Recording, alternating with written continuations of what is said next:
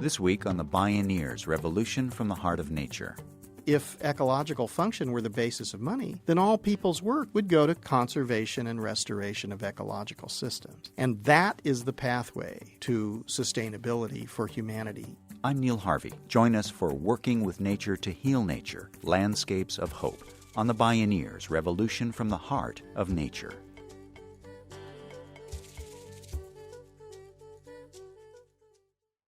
Vis medicatrix naturae. This Latin term describes the natural medicine concept of the healing force of nature. It's the observation that our bodies have a profound capability for self-repair, for healing themselves. In this light, the primary role of the doctor or healer is to support the body to cure itself. In the same way, nature has a profound capacity for healing itself, and we can act as healers. Former CBS cameraman John Liu got to observe this dramatically hopeful phenomenon on the ground as he documented unprecedented environmental and societal upheavals seizing China in the early 80s. John Liu saw that the answer was blowing in the wind, and in the soil, and in the water, and the diversity of life. It's called ecological function. Some call them ecological services, and they sustain the symphony of life on which all economies and societies and life itself depend. It had been hiding in plain sight, and it took a cameraman to see it. This is Working with Nature to Heal Nature, Landscapes of Hope, with Chinese-American Beijing-based filmmaker, ecological restorationist, and practical visionary John Liu. My name is Neil Harvey. I'll be your host. Welcome to the Bioneers, Revolution from the Heart of Nature.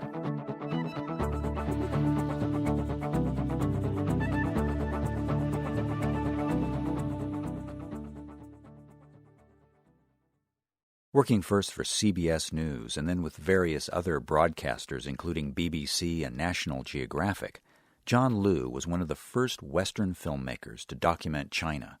He discovered great beauty there, but the mounting devastation he saw made him realize that for China to be sustainable, it wouldn't be enough to conserve the few remaining pristine ecosystems or even change Chinese energy sources and production methods. It was necessary to actually restore the underlying ecosystems on a very large scale, while also providing livelihoods and robust economies for people and communities. It was time, as political leader Deng Xiaoping directed, to learn truth from facts, to use science as medicine, to formally value Earth's functioning ecoservices that we take for granted.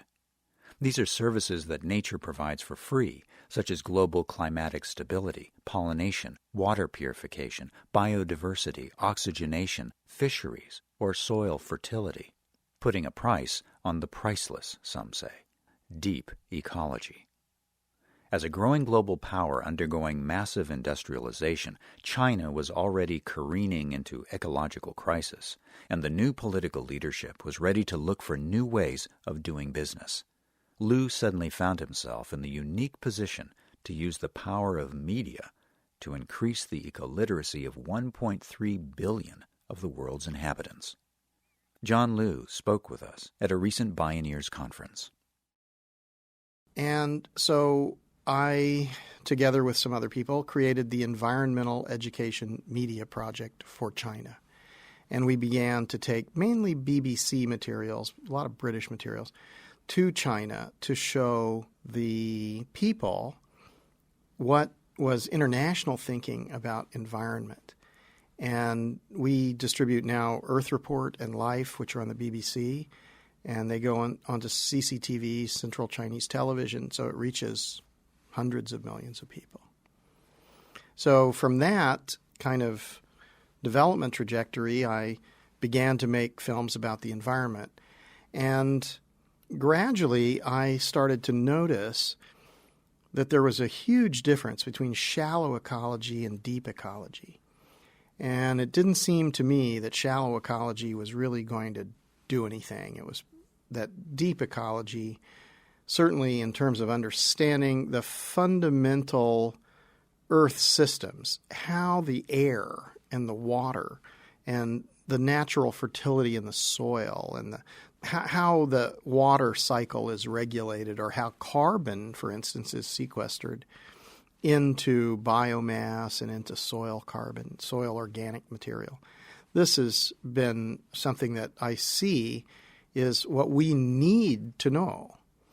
And these things seem like determinants of survival and sustainability. And this is very different from just collecting plastic bags together or trying to recycle this or that. These are fundamental to life, and not simply human life, but all life. So I became much more interested in studying these systems. John Liu then had a remarkable opportunity. In 1995, the World Bank sent him to document the birthplace of Chinese civilization, the Loess Plateau.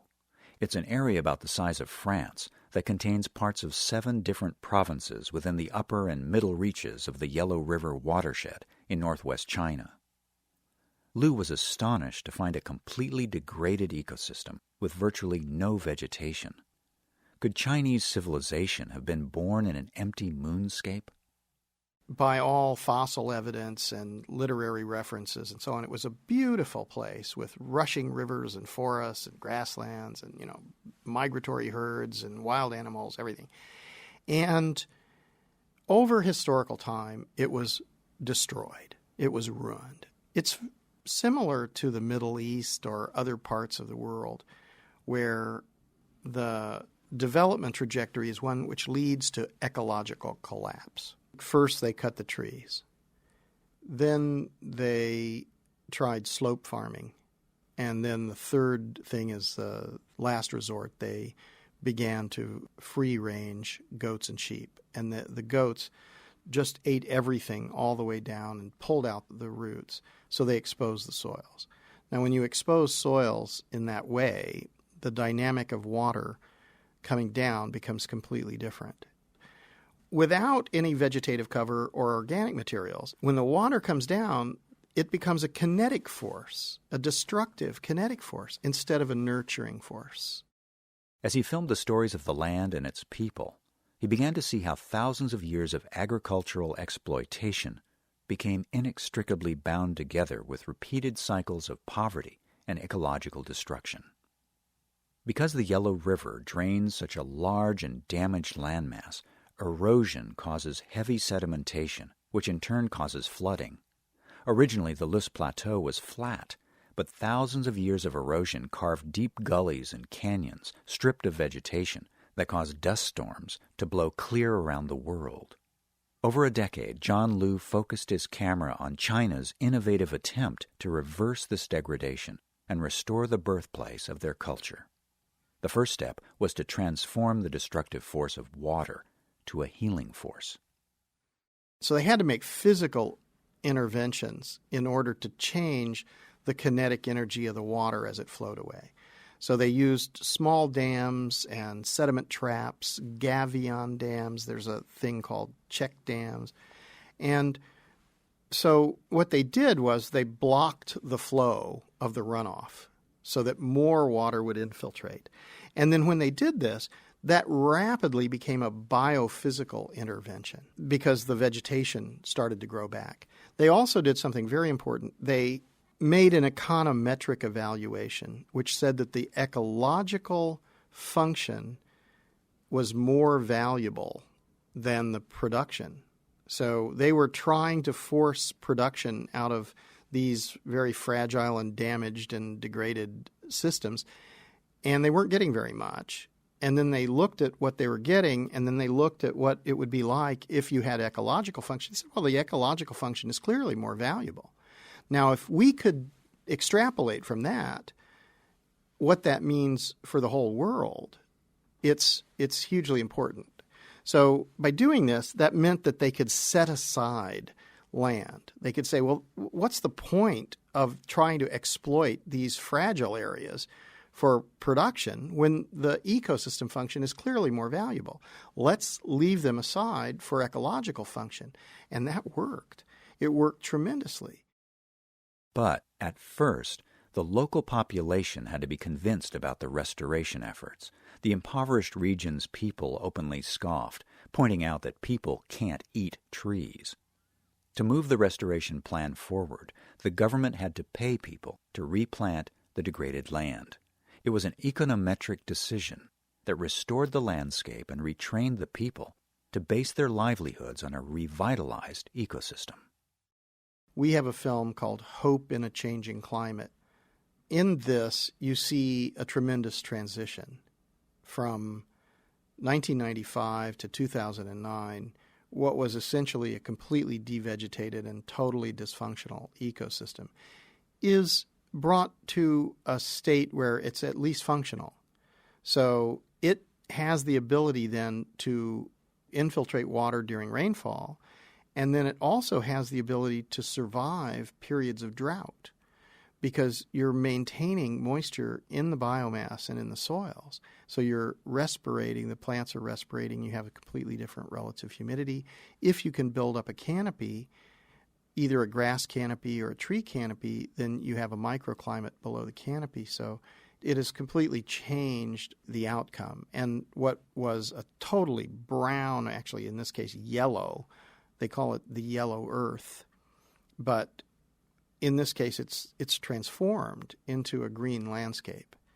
And it's green in the ecological land, and it's also green in the agricultural land because they use much more like agroforestry, a mixture of perennial and annual crops rather than simply monocultures of annual crops. And this means that as each generation of life dies and gives up its body, that's again accumulating organic matter in the system. So that is an accumulative development trajectory which goes toward sustainability. So once they start on this trajectory, in 15 years you have a beautiful result. But the real result is if you keep that development trajectory going for 50 and 100 years and 200 years and forever, you're in line with natural evolutionary trends. That's where human beings need to be. We don't need to be interrupting what nature is trying to do. We need to be in line with that. And if we're in line with that, we're going to survive and we're going to be sustainable. The Chinese econometric plan divided the landscape into two zones, the ecological and the economic land, and it concentrated the areas for human development, leaving large areas of land to provide ecological function. So in the Loess Plateau, you actually saw huge increases in productivity and in income by reducing the area in cultivation. So releasing 55 or 60% of the land to nature massively increased productivity. The fact is, these places degrade because we don't value the functional ecosystems. We value the products and the ability to extract things. And we value the products and extraction higher than the functional ecosystems. So if you valued the ecosystem function higher than the production and consumption that we extract from those systems, then it doesn't mean you can't produce anything. Actually, you get higher production because if you collapse those ecosystems, you get nothing. So the functional ecosystems are renewable and accumulative and abundant.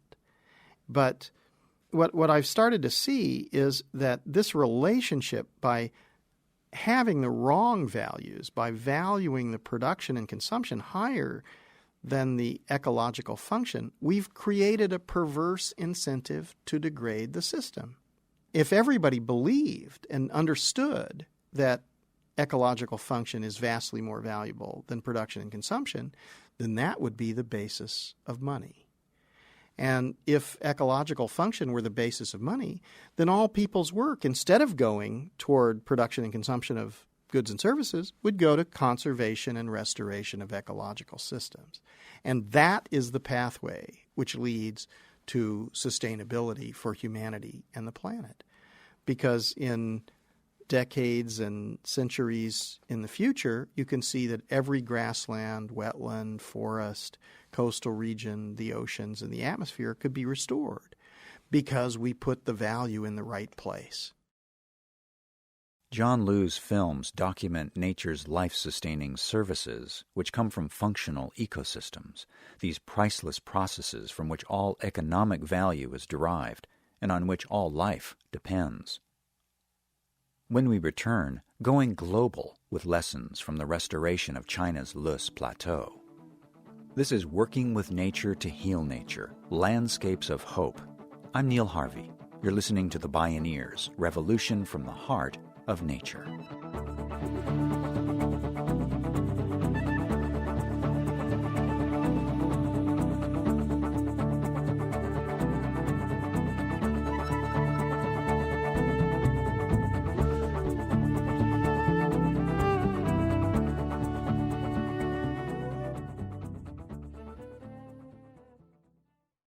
Bioneers, Revolution from the Heart of Nature is made possible in part by John Masters Organics. Feel good about looking good.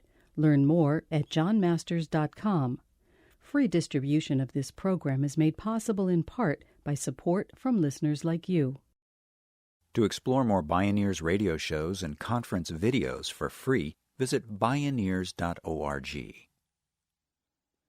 At the invitation of the Global Environment Facility, the World Bank, and Britain's Department for International Development, John Liu took the astonishing story of the rapid restoration of China's Loess Plateau to Africa. 10 years after the 1994 genocide, Rwanda was facing an economic crisis. Hydro stations built to supply rural areas with electricity could no longer generate power. The reason? A familiar pattern of undervaluing and then devaluing the ecosystem. In this case, through poor management of upstream wetlands and degrading the surrounding watersheds.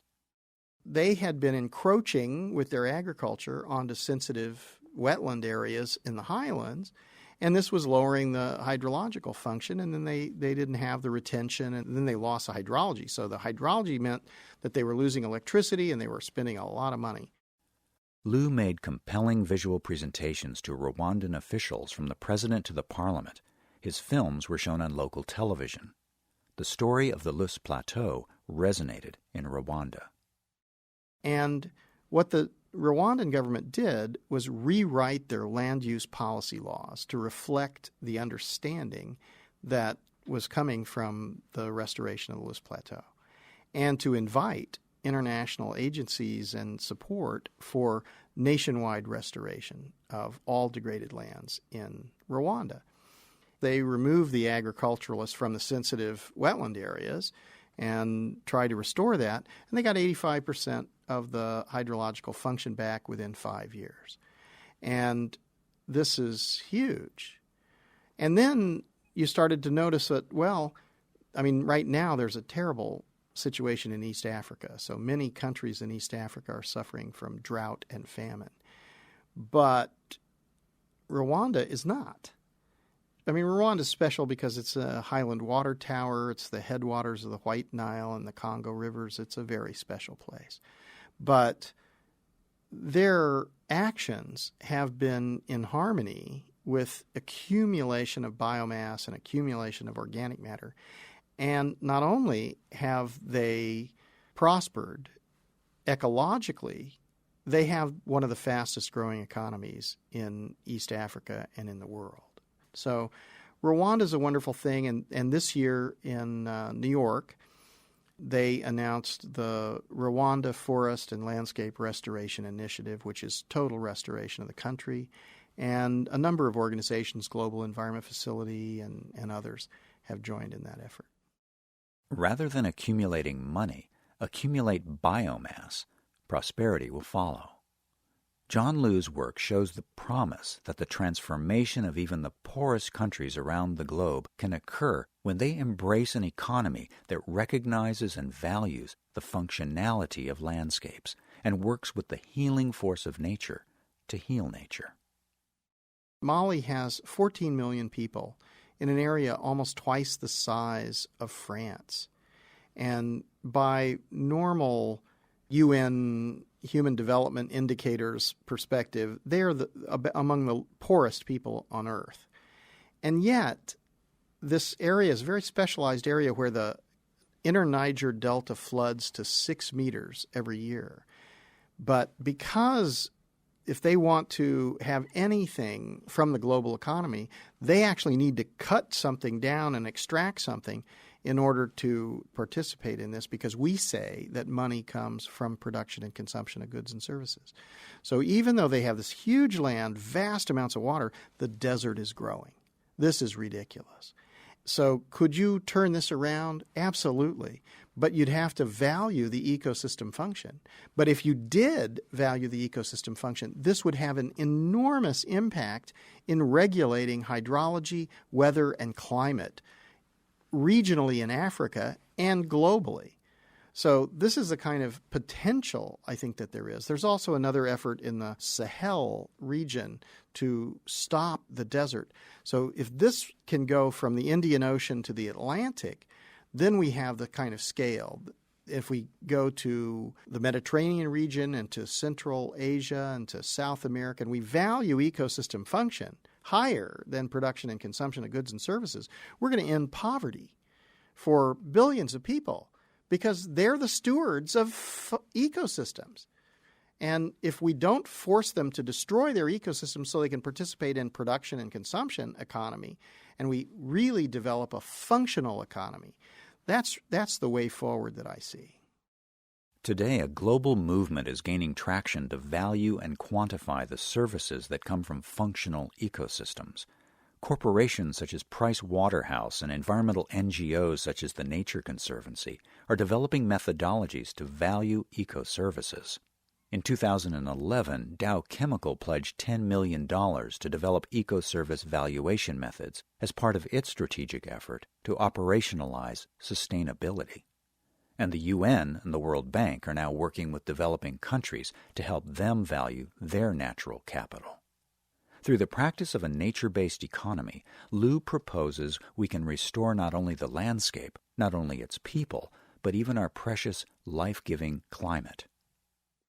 Photosynthesis is a biochemical photoreactive process that absorbs carbon into biomass. It actually takes light and water and minerals and converts these into living matter.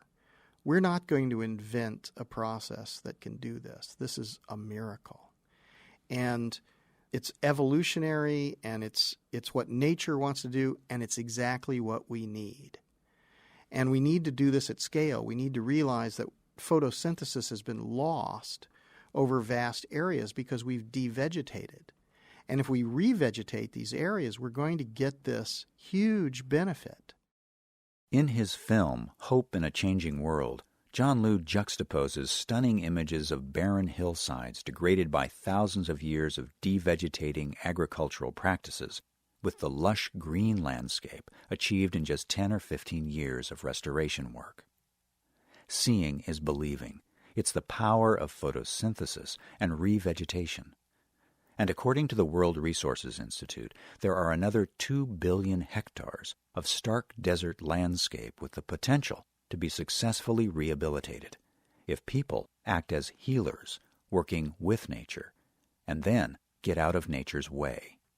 Evolutionary time is different than our short lifespan, but our lifespan totally of humanity is just a moment in this hundreds of millions, billions of years. And what it's like is if we were standing in front of a train and that train was going to hit us, we'd want to get out of the way. Well, that's what's happening. We've interrupted evolutionary trends, and we're standing on the track. And the train's coming to us, but it's at a different period because evolutionary time runs at a different speed. And so we don't really understand what's happening to us because we're running at a different period. But if we think about it, we can understand this, and we've got to get out of the way of the train. China has surpassed the U.S. as the leading emitter of global greenhouse gases. It's a country lashed to an industrial development track under intense pressure to lift huge numbers of people out of poverty.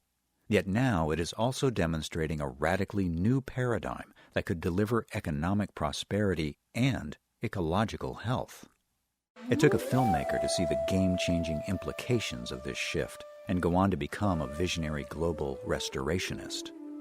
What else might be possible if we respect and restore the true value to what is priceless, the health and healing power of nature? As John Liu knows, seeing is believing. Working with nature to heal nature. Landscapes of hope.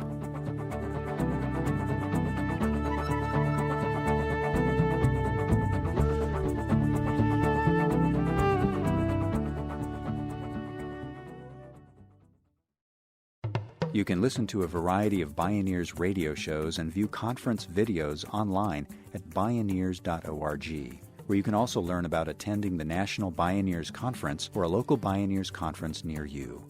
The Bioneers Revolution from the Heart of Nature is a production of Collective Heritage Institute. Executive producer Kenny Ausubel. Written by Catherine Stifter and Kenny Ausubel. Senior producer Neil Harvey. Managing producer Stephanie Welch. Production management Aaron Leventman and Nicole Spangenberg. Interview recording engineer Jeff Westman. Our theme music is taken from the album Journey Between by Baka Beyond and used by permission of Hannibal Records, a Rykodisc label. Additional music was made available by Jamie Sieber at JAMISIEBER.com. For more music information, please visit Bioneers.org. The opinions expressed in the Bioneers Revolution from the Heart of Nature radio series are those of the presenters and are not necessarily those of Collective Heritage Institute, the underwriters, or this radio station. My name is Neil Harvey. Thank you for listening. I invite you to join the Bioneers in inspiring a shift to live on Earth in ways that honor the web of life, each other, and future generations. This is program number 0112. This series is made possible by Organic Valley Family of Farms, organic and family-owned since 1988. Learn more at organicvalley.coop. And by Park Foundation, dedicated to heightening public awareness of critical issues. For more information, visit www.bioneers.org or call 1-877-BIONEER.